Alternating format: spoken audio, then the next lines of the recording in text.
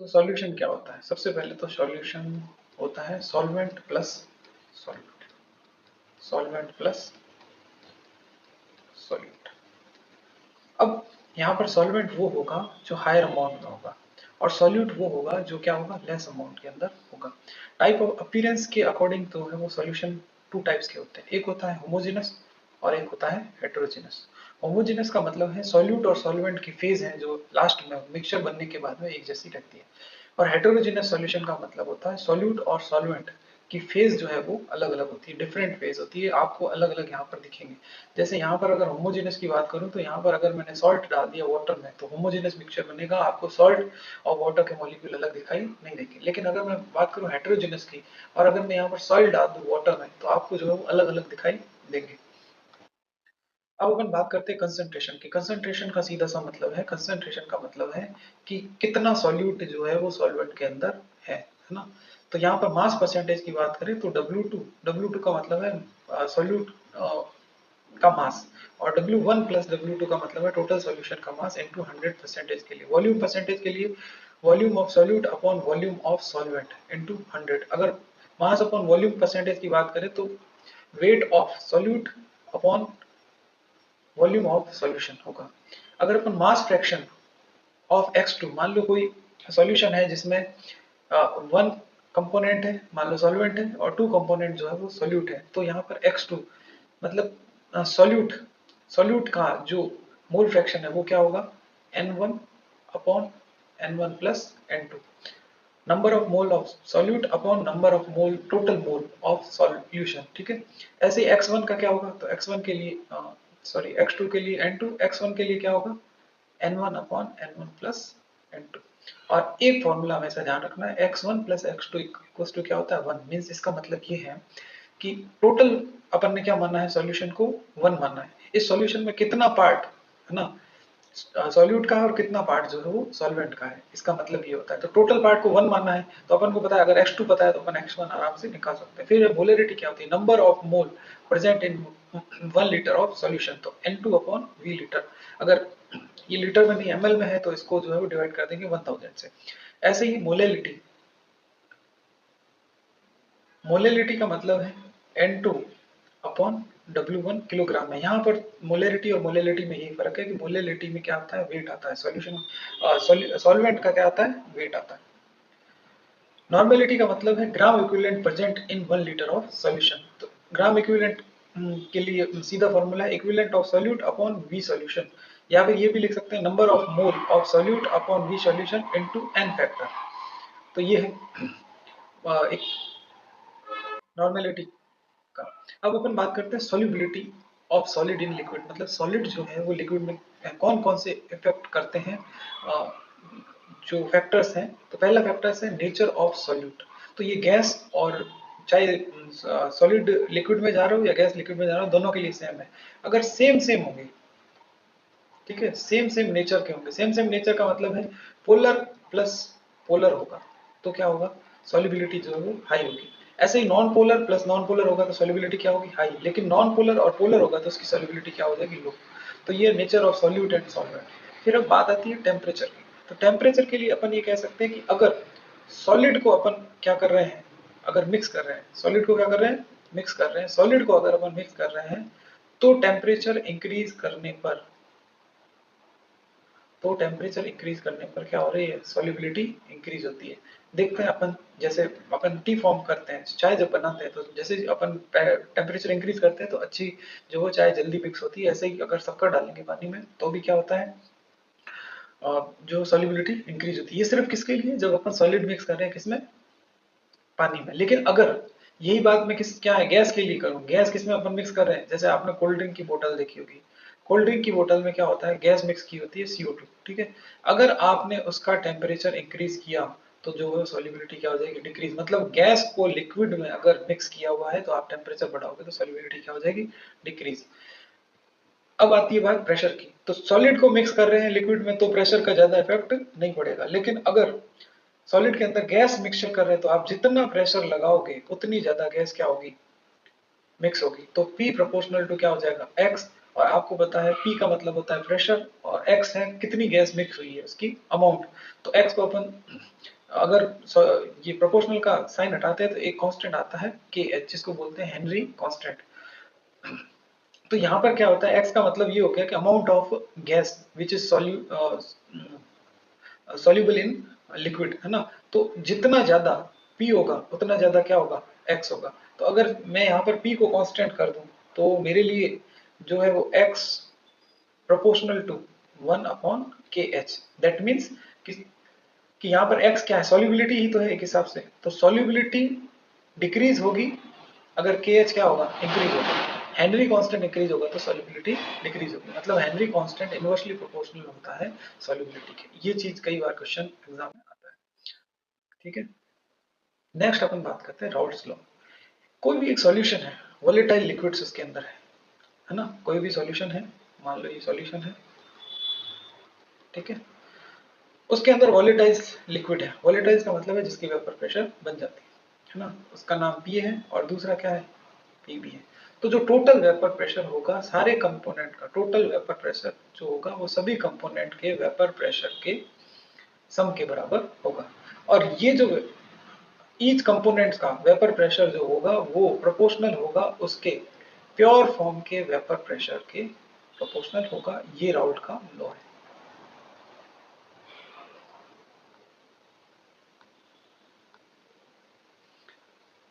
तो P proportional to X, और जब भी ये प्रोपोर्शनल हटेगा तो यहाँ पर क्या आ जाएगा, X। X means mole fraction. ठीक है, नेक्स्ट अपन बात करते हैं आइडियल सॉल्यूशन। आइडियल सॉल्यूशन वो होते हैं जो राउल्ट्स के लॉ को क्या करते हैं, वो पूरे कंसंट्रेशन के अंदर, सारी रेंज के अंदर। तब क्या होता है, जो P टोटल होगा, जो अपना टोटल प्रेशर होगा वो कंपोनेंट्स के प्रेशर के सम के इक्वल्स होगा। अब देखो अपने क्या करा है, सॉल्वेंट मॉलिक्यूल है जिनमें इंट्रैक्शन है और सॉल्यूट के मॉलिक्यूल है उनमें भी क्या है, थोड़ी सी क्या है, इंट्रैक्शन है। अब आपने क्या किया, जब इनको मिक्स किया तो सॉल्यूट और सॉल्वेंट मॉलिक्यूल के बीच में भी क्या होगी, इंट्रैक्शन होगी। तो ये पहले की इंट्रैक्शन और बाद की इंट्रैक्शन, दोनों इंट्रैक्शन क्या होगी, अगर बराबर होती है तब सॉल्यूशन क्या कहलाता है, आइडियल। और इस आइडियल सॉल्यूशन का मतलब है यहाँ पर एंथैल्पी में भी कोई चेंज नहीं होगा, क्योंकि जब यहाँ डिस्टेंस सेम है, मतलब ना तो इंटरेक्शन हुआ है यहाँ पर, ना ही रिपल्सन हुआ है, तो यहाँ पर एंथैल्पी चेंज जीरो होगा और वॉल्यूम में भी चेंज क्या होगा, जीरो। मीन्स ये अगर 5 लीटर लिया, ये भी 5 लीटर लिया, तो ये कितना बन जाएगा, 10 लीटर। ठीक है, एग्जाम्पल है सेम सेम होंगे वो होंगे, जैसे मतलब दिखने में सेम हो। तो N hexane, N heptane. Second example है बेंजीन और टोलिन। थर्ड एग्जांपल है ब्रोमोइथेन और क्लोरो इथेन। ठीक है, नेक्स्ट है non ideal. Non ideal solution जो है ओबे नहीं करते हैं किसके, राउल्ट के लॉ को, कंसंट्रेशन रेंज में। मतलब इनका जो टोटल प्रेशर होगा सॉल्यूशन का वो इनके कंपोनेंट के पार्शियल प्रेशर के सम के बराबर नहीं होगा। माना कि कोई सॉल्वेंट लिया है ए और सॉल्यूट लिया है बी, उनके बीच के अंदर इंट्रैक्शन है, तो वो कभी भी बराबर नहीं होगी, या तो कम होगी या फिर ज्यादा होगी इंट्रैक्शन।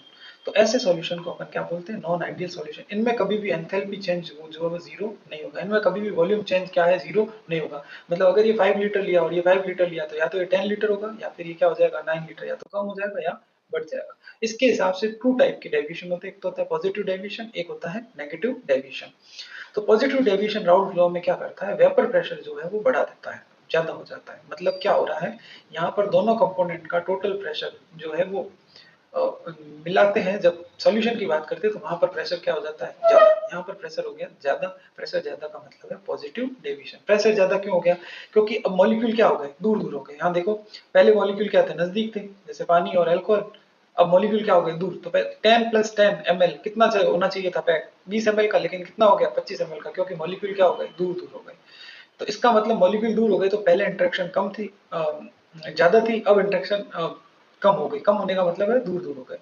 तो अपने को पता है यहाँ पर डेल्टा एक्स क्या हो गई, पॉजिटिव। पॉजिटिव होने का मतलब है ठंडा होता है, जो सॉल्यूशन है वो क्या हो गया, ठंडा हो गया। दैट मीन्स जैसे आपने अगर अल्कोहल को, अगर स्प्रिट को हाथ पे छिड़का होता तो क्या होता है, हाथ में क्या है, अपनी स्किन में है पानी, और अल्कोहल प्लस पानी, ये दोनों क्या हो रहे हैं, मिक्स हो रहे हैं। अब हीट ले रहा है कहाँ से, अपनी स्किन से वो हीट ले रहा है। तो अपनी स्किन से इसने हीट ली तो स्किन क्या लगेगी अपने को, ठंडी। हीट लेने का मतलब है कि यहाँ पर जो है वो सॉल्यूशन क्या हो रहा है, ठंडा हो रहा है। ठीक है, तो डेल्टा एच हीट ले रहे हैं, दैट मींस एंडोथर्मिक प्रोसेस यहाँ पर हो रही है। ठीक है, और आपको सॉल्यूशन जो है ठंडा दिखने लगेगा। और डेल्टा वी मिक्स पॉजिटिव, आप देख रहे हैं यहाँ पर जब दूर दूर जाएंगे तो वॉल्यूम भी क्या हो गई, इंक्रीज, तो डेल्टा वी मिक्स क्या हो जाएगा, पॉजिटिव। अगर नेगेटिव डेविएशन की बात करूं तो टोटल प्रेशर क्या हो जाएगा, कम हो जाएगा। देखो यहाँ पर ये टोटल प्रेशर है, ये दोनों का जब मिक्स करते हैं तो टोटल प्रेशर क्या हो जाता है, कम। यहाँ पर टोटल प्रेशर कम होने का मतलब है नेगेटिव डेविएशन है। कम कैसे हो जाएगा, पहले तो ये इतने इनके अट्रैक्शन ये थी, लेकिन बाद में अट्रैक्शन ए और बी की ज्यादा नजदीक हो गई। अट्रैक्शन ज्यादा नजदीक होने से क्या हुआ, वॉल्यूम क्या हो गई, कम हो गई। वॉल्यूम देखो आप 10 प्लस 10 20 होना चाहिए था, लेकिन यहाँ पर कितना हुआ, 50। अट्रैक्शन ज्यादा हुई, दैट मीन्स बॉन्ड बने, बॉन्ड बने तो एनर्जी क्या होगी, रिलीज। एनर्जी रिलीज होने का मतलब है डेल्टा एच क्या है यहाँ पर, नेगेटिव है। और यहाँ पर डेल्टा वी भी क्या है, नेगेटिव है, क्योंकि यहाँ पर वॉल्यूम क्या हो गई, कम। एजियोट्रॉपिक मिक्सचर किसको कहते हैं, एजियोट्रॉपिक का मिक्सचर ऐसे mixture, binary mixture having same composition in liquid. Liquid में कंपोजिशन उनका क्या होगा, सेम होगा, मतलब होमोजेनियस मिक्सचर होगा। वेपर फेज में भी वो एक साथ ही उड़ेंगे ना, सेम कंपोजिशन, लिक्विड हो चाहे वेपर फेज हो, और ये बॉयल्स एट कांस्टेंट टेम्परेचर, और दोनों एक ही टेम्परेचर पर, मतलब पूरा सॉल्यूशन एक ही टेम्परेचर पर क्या होगा, उड़ेगा। ऐसा नहीं है कि दो कंपोनेंट्स मिला है, एक कंपोनेंट्स पहले उड़ गया और दूसरा बाद में। तो यहाँ पर टू टाइप के हैं, टाइप्स ऑफ एजियो। मिनिमम बॉइलिंग एजियोटॉप मतलब क्या है, जो कम पर, कम टेम्परेचर पर, लो टेम्परेचर पर क्या होते हैं, बॉयल हो जाते हैं। पहले तो हाई पर हो रहा था, फिर कितने पर हो रहा है, लो पर। तो आप देखो लो पर मिनिमम बॉइलिंग का मतलब होगा कि अब आपको थोड़ी सी टेम्परेचर दे रहा है, देना पड़ेगा, और वो क्या हो जाएगा, बॉयल। दैट मीन्स पहले अट्रैक्शन क्या थी, पहले अट्रैक्शन क्या थी, ज्यादा थी, अब अट्रैक्शन क्या हो गई, कम हो गई। अट्रैक्शन कम होने का मतलब क्या हुआ कि ये दूर दूर हो गए, दूर दूर होने का मतलब क्या हुआ, इनकी वॉल्यूम भी क्या हो गई, बढ़ गई। तो ऐसा कब होता है, ऐसा होता है पॉजिटिव डेविएशन में। तो पॉजिटिव डेविएशन वाले एग्जांपल हैं वो किसमें आएंगे, मिनिमम बॉइलिंग एजियोट्रॉपिक में। इनका फिक्स कंपोजिशन होता है, मैंने आपको कहा था 35% इथेनॉल और 5% ऑफ वाटर, ये दोनों जो है वो एक साथ बॉइल होते हैं 351 में। ऐसे ही नाइट्रिक एसिड और वाटर 68% नाइट्रिक एसिड, और जो अपना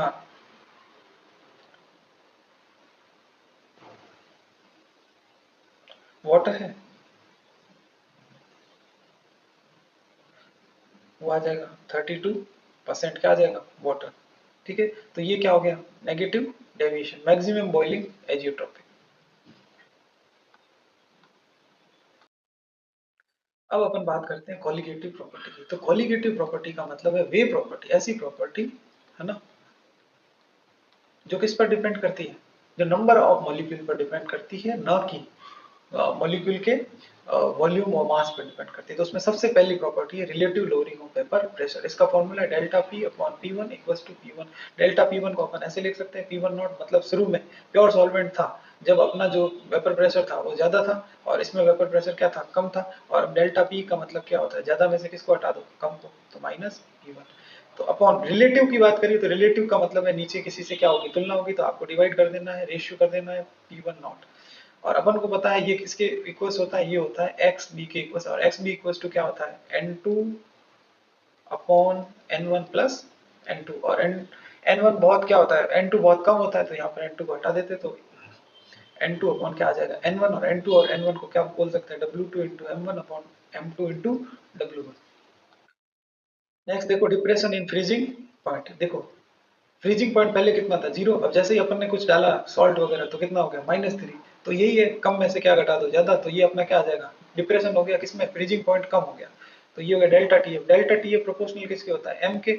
और जब भी प्रोपोर्शनल का हटता है तो उसको क्या बोलते हैं, delta T F equals to K F M. और एम का अपन को पता है क्या है, W two into 1000 M two into W one. तो डेल्टा टी एफ क्या हो गया, K F into 1000 into W T upon M two into W one. और यहाँ पर के एफ की वैल्यू आपको याद रखनी है, मैंने आपको टिक बता रखी है, मरत स्क्वायर, क्योंकि यहाँ फ्रीजिंग है तो यहाँ पर क्या आ जाएगा, फ्रीजिंग पॉइंट, और H 1000 into delta H fusion, है ना, क्योंकि यहाँ पे फ्रीजिंग पॉइंट लिया। अब देखो सेम यही चीज है एलिवेशन इन बॉइलिंग पॉइंट। जब भी शुरुआत में क्या होता है, मान लो 100 डिग्री पर पानी उबलता था, लेकिन जैसे ही मैंने क्या मिक्स किया, सॉल्ट, तो अब क्या हो गया, 102 पर जो है वो मिलेगा। तो ज्यादा में से क्या घटा दो, कम को, तो delta T B equals to T two minus T one. अब मेरे को पता है डेल्टा टी बी प्रोपोर्शनल किसके होता है, एम के। और प्रोपोर्शनल हटाएंगे तो क्या आएगा, एक नया कांस्टेंट आएगा जिसको क्या बोलते हैं, के बी, जिसको मोलर एलिवेशन कांस्टेंट और बॉइलिंग पॉइंट एलिवेशन कांस्टेंट या एबिलोस्कोपिक कांस्टेंट भी अपन कहते हैं। अब अपन को पता है कि मोलैलिटी का फॉर्मूला ये है, मोलैलिटी का फॉर्मूला इसमें पुट कर दो तो अपने पास एक नया फॉर्मूला आ जाएगा। ठीक है। और Kb का जो फॉर्मूला वो सेम इसी का है, इसी के जैसा है, बस इसमें क्या चेंज हो जाएगा, हमारा स्क्वायर, और T क्या है यहाँ पर बॉइलिंग पॉइंट, और यहाँ पर फिर से क्या आ जाएगा 1000 डेल्टा H। अब अपन को पता है ये क्या है, बॉइलिंग पॉइंट है, तो यहाँ हीट ऑफ वेपोराइजेशन V आ जाएगा यहाँ। फिर देखो ऑस्मोसिस, ऑस्मोसिस का क्या मतलब है, मान लो एक अपन ने ना फनल ली, फनल को इसका उल्टा लगा है, यहाँ पर क्या लगाई अपन ने, सेमी परमिएबल मेम्ब्रेन लगाई। सेमी परमिएबल मेम्ब्रेन क्या करती है, ओनली एंड ओनली सॉल्वेंट के मॉलिक्यूल को ही जो है वो आने या फिर जाने देती है। अब आपने क्या करा, सॉल्यूशन का कंसंट्रेशन यहाँ पर C1 है, इस सॉल्यूशन की कंसंट्रेशन क्या है, C2 है।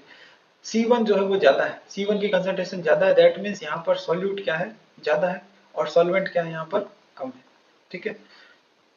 और यहाँ पर क्या है, सॉल्वेंट किसमें, यहाँ पर सॉल्वेंट जो है वो क्या है, ज्यादा है, और यहाँ पर सॉल्वेंट क्या है, कम है। तो इस फनल के अंदर सॉल्वेंट कम है, तो ज्यादा सॉल्वेंट से कम सॉल्वेंट की तरफ क्या करेगा, ये सॉल्वेंट जो है वो मूव करेगा, जिसकी वजह से यहाँ पर इसका जो है वो बढ़ जाएगा।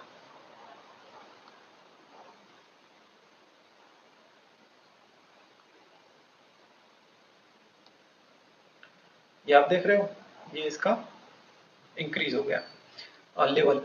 तो इस प्रोसेस को, जिस प्रोसेस में लो कंसंट्रेशन से हाई कंसंट्रेशन की तरफ सेमी परमिएबल मेम्ब्रेन के थ्रू क्या जा रहा है, क्या जा रहा है, सॉल्वेंट, तो इस प्रोसेस को बोलते हैं ऑस्मोसिस, है ना। अब ऑस्मोटिक प्रेशर क्या होता है, ऑस्मोटिक प्रेशर का मतलब है कि ऑस्मोटिक, ऑस्मोसिस को रोकने के लिए जो आप प्रेशर अप्लाइड करते हो उसको बोलते हैं ऑस्मोटिक प्रेशर। रिवर्स ऑस्मोसिस क्या होता है, जब आप इतना प्रेशर लगा दो, या ये कहूं ऑस्मोटिक प्रेशर से ज्यादा प्रेशर इसमें लगा दो कि अब ऑस्मोसिस की प्रोसेस जो उल्टी होने लग जाए, मतलब सॉल्वेंट के मॉलिक्यूल अब जो है वो लो कंसंट्रेशन से हाई कंसंट्रेशन की ओर जाने, सॉरी हाई कंसंट्रेशन से लो कंसंट्रेशन की ओर जाने लग जाए, तो इसे अपन बोलते हैं रिवर्स ऑस्मोसिस, जिसे शॉर्ट में आरओबी कहते हैं। ऑस्मोटिक प्रेशर का फॉर्मूला कहां से आता है, पीवी इक्वल्स टू एनआरटी से आता है।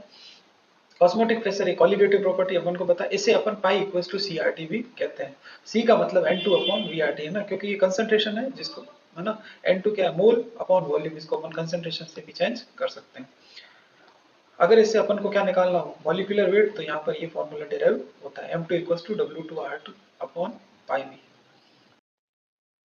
आइसोटोनिक सॉल्यूशन, सॉल्यूशन जिसमें सेम ऑस्मोटिक प्रेशर होता है उसको अपन क्या बोलते हैं, आइसोटोनिक सॉल्यूशन। दोनों की कंसंट्रेशन क्या होगी, सेम होगी, यहाँ पर कोई ऑस्मोसिस नहीं होगा। जैसे फॉर एग्जांपल कि अपन ने अगर 0.9% वेट अपॉन वॉल्यूम NaCl का सॉल्यूशन लिया, तो वो ब्लड प्लाज्मा के साथ क्या होता है, ब्लड प्लाज्मा की जितनी उसकी ऑस्मोटिक प्रेशर होता है, अगर अपन ब्लड सेल को NaCl के सॉल्यूशन में डाल दे, है ना, जिसका परसेंटेज वेट अपॉन वॉल्यूम जो है वो कितना, 0.9% से ज्यादा हो अगर सॉल्यूशन का, है ना, इतना इससे ज्यादा हो, तो क्या होगा, जो आरबीसी का वाटर है वो कहाँ जाने लग जाएगा, बाहर। और जब वाटर बाहर जाने लग जाएगा, तो इसका मतलब जो बाहर जो सॉल्यूशन है वो कैसा है, हाइपोटोनिक सॉल्यूशन है। अगर मैंने क्या कर दिया, इक्वल्स रख दिया, 0.9% के इक्वल सॉल्यूशन रख दिया, तो अब जितना पानी बाहर जा रहा है उतना ही पानी क्या होगा, अंदर आएगा, या ये कहूं कि कोई भी फ्लो, नेट फ्लो नहीं होगा। तो ऐसा सॉल्यूशन क्या कहलाता है अपने, आइसोटोनिक सॉल्यूशन। अब ऐसा सॉल्यूशन, है ना, जिसकी कंसंट्रेशन बाहर क्या है, कंसंट्रेशन कम है, अंदर कंसंट्रेशन क्या है, ज्यादा है, तो क्या होगा, बाहर से पानी जाएगा अंदर, तो ऐसे को बोलेंगे हाइपोटोनिक सॉल्यूशन, बाहर वाले सॉल्यूशन को। वन टाप फैक्टर किसको बोलते हैं, normal molar mass upon abnormal molar mass को अपन कहते हैं वन टाप फैक्टर। तो आई इक्वल्स टू, ऐसे याद रख लेना ना। अब मुझे पता है कि मोलर मास जो है वो कॉलिगेटिव प्रॉपर्टी के इनवर्सली प्रोपोर्शनल होता है, तो मेरे लिए क्या हो गया, observe colligative property upon calculate, तो आई इक्वल्स टू ओ सी, याद रख लेना, observe colligative property upon, observe का मतलब ये होता है कि एसोसिएशन या डिसोसिएशन हुआ है, और कैलकुलेट का मतलब है अपन ने ये मानना है कि ना तो एसोसिएशन हो रहा है ना डिसोसिएशन हो रहा है, या ये कहूँ कि डिसोसिएशन और एसोसिएशन के पहले क्या हुआ था, वो नंबर ऑफ मोल्स अपन को यहाँ पर लिखने हैं। डिसोसिएशन के लिए हमेशा आई मोर देन 1 होगा, और एसोसिएशन के लिए आई हमेशा लेस देन 1 होगा। अगर कुछ भी नहीं होता है तो आई की वैल्यू हमेशा 1 होगी। ठीक है। अब वांट ऑफ फैक्टर सभी के लिए अगर अपन लागू करते हैं, तो modify equation for colligative property ये हो जाएगी, आई आ जाएगा यहाँ पर, आई N2 upon N1, delta TB के आगे भी क्या लग जाएगा, आई के बी एम, डेल्टा टीएफ के आगे भी क्या लग जाएगा, आई के एफ एम, पाई के आगे भी क्या लग जाएगा, i C R T. Van't Hoff factor dissociation के लिए जो अपन लिखते हैं, डिग्री ऑफ डिसोसिएशन बोलते हैं अल्फा, जिसके लिए वांट ऑफ फैक्टर की वैल्यू आती है alpha equals to I minus one upon N minus one. ये इनके बीच में क्या आता है, रिलेशन आई और अल्फा के बीच में। अगर मैं बात करूं एसोसिएशन की, तो यहाँ पर क्या हो रहा है, एसोसिएशन के लिए डिग्री ऑफ एसोसिएशन जो है वो i minus one, one minus n, और यहाँ पर आगे क्या आ जाएगा एन, ये होता है डिग्री ऑफ एसोसिएशन का के साथ आई के